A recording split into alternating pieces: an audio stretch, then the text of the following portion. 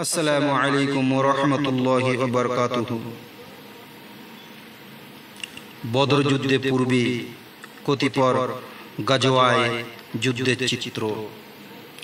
গাজওয়া যুদ্ধ চিত্র, বদরের যুদ্ধ বিখ্যাত যুদ্ধ। বিশ্বের মুমিন মুসলমান আমরা সকলে জানি, সকলেই শুনেছি। ইসলামের যুদ্ধের জন্য সর্বপ্রথম যে যুদ্ধ হয়েছিল, সেই যুদ্ধে আল্লাহ রাব্বুল আলামিনের কাছে ফরিয়াদ করেছিলেন আল্লাহ রাসূল, ইয়া আল্লাহ, এই যুদ্ধে আজকের জয়ী হবে না বিজয় হবে, ইয়া আল্লাহ, এই সব কিছু তোমার হাতে।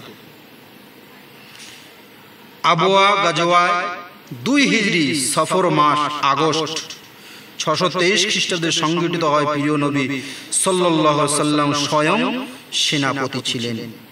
সাদ বিন উবাইদা মদিনার অস্তগাই গভর্নর নিযুক্ত। কুরাইশ বাহিনী সাক্ষাৎ হয়নি।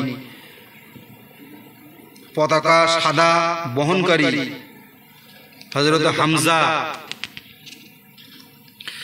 গাজওয়ায়ে বুআত 2 হিজরি রবিউল আউয়াল মাস 2 সেপ্টেম্বর 623 খ্রিস্টাব্দে সেনাপতি রাসূল পাক সাল্লাল্লাহু আলাইহি সাল্লাম নিজেই বাহিনী 200 জন কুরাইশ ও 2500 জন যুদ্ধ 2500 জন যুদ্ধ হয়নি তখন। সুল উসাইরা গাজওয়ায় 2 হিজরি জামাদিউল আউয়াল ও সানি নভেম্বর ও ডিসেম্বর 623 খ্রিস্টাব্দের সেনাপতি প্রিয় নবী সাল্লাল্লাহু আলাইহি সাল্লাম নিজেই একম বদর গাজওয়া যুদ্ধে জুল উসাইয়া থেকে প্রত্যাবর্তনের পর 10 দিনের মধ্যে সংগঠিত হয়। যায়েদ বিন হারেস মদিনার অস্থায়ী গভর্নর। সেনাপতি হুজুরে পাক সাল্লাল্লাহু আলাইহি সাল্লাম নিজেই পতাকাবাহী হযরত আলী রাদিয়াল্লাহু তাআলা আনহু নাখলা খণ্ড যুদ্ধে 2 হিজরির রজবে জানুয়ারি 624 খ্রিস্টাব্দের সেনাপতি আব্দুল্লাহ বিন জাহাশ 12 জন সৈনিক, প্রতি 2 জনকে একটি উট।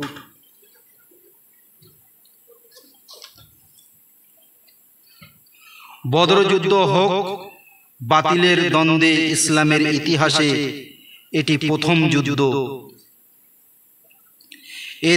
এ দিবসকে ইয়াউমুল ফুরকান, এই দিনটাকে রাসূল পাক সাল্লাল্লাহু আলাইহি সাল্লাম বলছে ইয়াউমুল ফুরকান তথা পার্থক্যকারী দিবস বলা হয়েছে।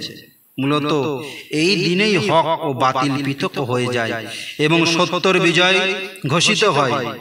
প্রিয় নবী সাল্লাল্লাহু আলাইহি সাল্লাম এর নিকট আবু সুফিয়ান কাফেলার সংবাদ পৌঁছালে তিনি সাহাবীদের নিয়ে পরামর্শ করেন। একই সাথে আবু জাহেলের নেতৃত্বে সংগঠিত হয় 1000 এর চাইতেও বেশি রণকৌশলী সৈনিকদের সমাবেশ। প্রস্তুতির কথা তার নিকট অজানা ছিল না। নবী করিম সাল্লাল্লাহু আলাইহি সাল্লাম 2টি ঝুঁকি সামনে নিয়ে পরামর্শ নিলেন। হযরত মিকদাদ বিন আসওয়াদ এর বক্তব্য ছিল ততক্ষণ পর্যন্ত পূর্ণ তিনি জিহাদে অংশগ্রহণের দৃঢ় প্রত্যয় ঘোষণা করলেন। সাদ বিন আজ এর বক্তব্য ছিল অতি গুরুত্বপূর্ণ, তিনিও জিহাদে অংশগ্রহণের দৃঢ় প্রত্যয় ঘোষণা করলেন। তিনি বললেন, আপনি যদি সাগরে ঝাঁপিয়ে পড়তে বলেন তবুও আমরা পিছু পা হব না, একজনও পিছনে থাকবে না। 2 হিজরি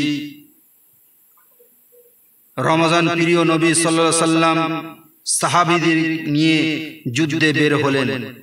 মদিনার অস্থায়ী গভর্নর হযরত আব্দুল্লাহ ইবনে উম্মে মাকতুম সেনাবাহিনী 313 জন, মতান্তরে 314 জন, 83 জন মুহাজির বাকি সব আনসার, 170 আউস এবং 16 জন খাজরাজ গোত্রের লোক। খাজরাজ গোত্রের লোক মুসলিম বাহিনীর সাথে আবু সুফিয়ানের বাণিজ্য কাফেলা সাক্ষাৎ হয়নি। এদিকে জামসাম বিন আমর আল গিফারি মক্কায় রওনা হলেন এবং উটের আসন উল্টিয়ে দিয়ে বিপদ সংকেত ঘোষণা করতে করতে বললেন, তোমাদের সম্পদ আবু সুফিয়ানের হাতে। মুহাম্মদ ও তার সাথীরা কি করলো জানি না, সাহায্য চাই, সাহায্য চাই। এই সহ অস্ত্র বাহিনী বেরিয়ে পড়ল। মদিনার অভিমুখে যাত্রা শুরু করে প্রিয় নবী সাল্লাল্লাহু আলাইহি সাল্লামের নিকটে সংবাদ যথাসময়ে পৌঁছে তিনি সাহাবীদের নিয়ে অগ্রসর হয়ে বদর প্রান্তরে পৌঁছান। রাতে বেলায় তিনি দোয়া করেন, মহান আল্লাহ প্রবল বর্ষণের মাধ্যমে মুসলিমদের তাঁবুর পাশে জমিন শক্ত করে দেন আর কাফেরদের স্থান পিছল হয়। 70 জন কাফের নিহত ও 70 জন বন্দী হয়। 14 জন মুসলমান শাহাদাত বরণ করেন। 25শে রমজান বনি সুলাইমের বিরুদ্ধে অভিযান ও কদর নামক একটি জলাশয় অধিকার, ফিংরা দান ও ঈদের জামায়াতের প্রচলন, শাওয়াল বনু কাইনুকার সাথে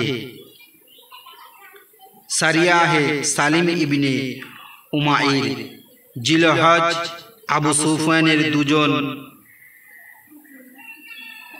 অশ্বরোহী বাহিনীর প্রশাসনদের উদ্দেশ্য সাবিক অভিযান। 626 খ্রিস্টাব্দে 3 হিজরি বয়স রাসূল পাক সাল্লাল্লাহু আলাইহি সাল্লাম 56 বছর। গতফান গোত্রের বিরুদ্ধে যুদ্ধের অভিযান, আবুল লুবাবা বিন মুনজির সিদ্ধান্ত, 15 দিন অবরোধ,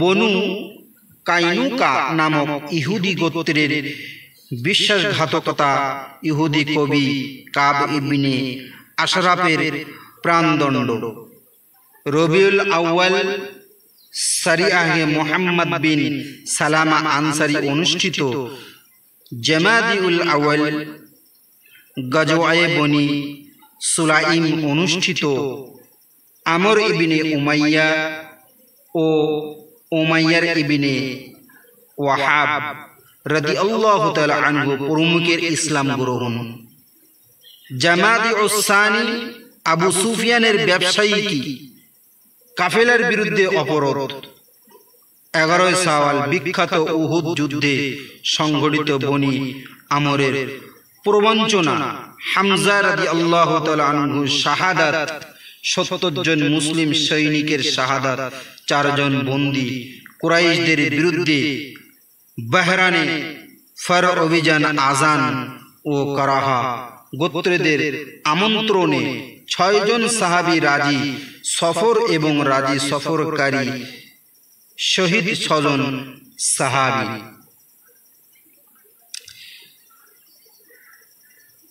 সফরকারী শহীদ 6 জন সাহাবীর নাম: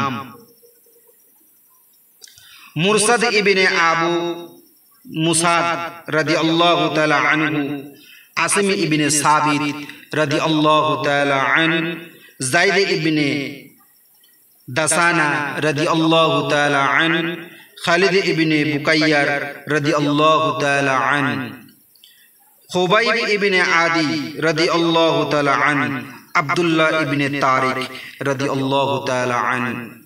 এই 6 জন সাহাবা সফরকারী শহীদ, 6 জন সাহাবা।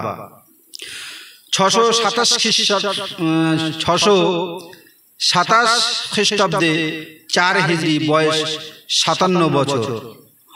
মুহাররম বন আস গোত্রের বিরুদ্ধে আবু সালাম রাদিয়াল্লাহু তাআলা আনহুর নেতৃত্বে 150 জন সদস্যের একটি বাহিনী প্রেরণ।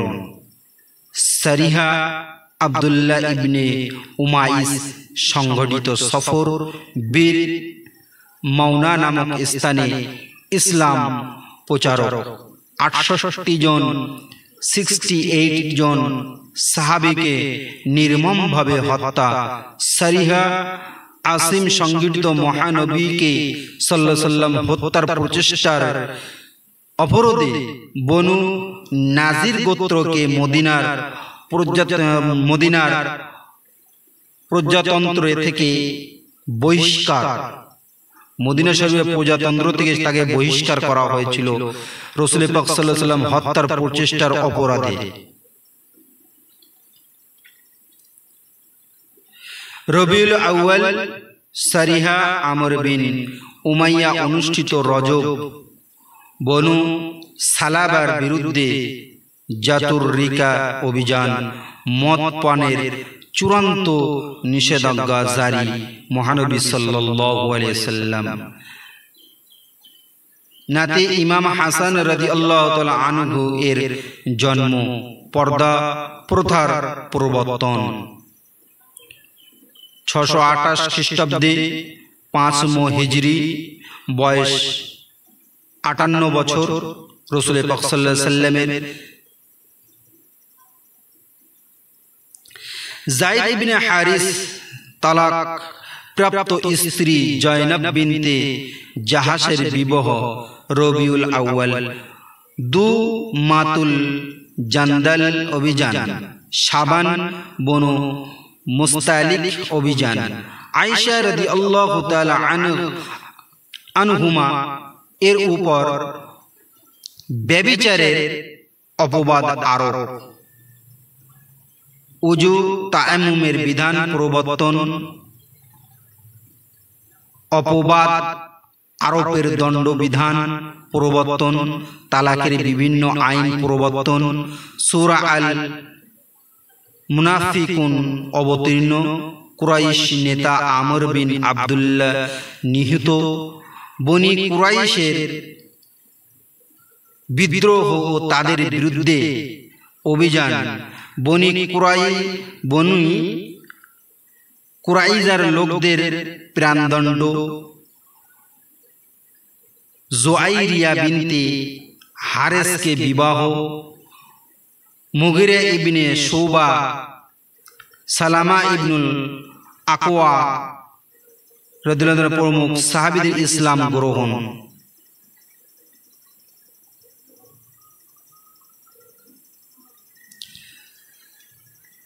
ইসলাম গ্রহণ সারিয়ায়ে আব্দুল্লাহ বিন আতিকের সংঘটিত। এখানে শেষ হয় 628 খ্রিস্টাব্দে। রাসূল পাক সাল্লাল্লাহু আলাইহি ওয়াসাল্লাম তখন বয়স 58 বছর। এরপর থেকে আবার শুরু করব 629 খ্রিস্টাব্দে থেকে শুরু করব ইনশাআল্লাহ।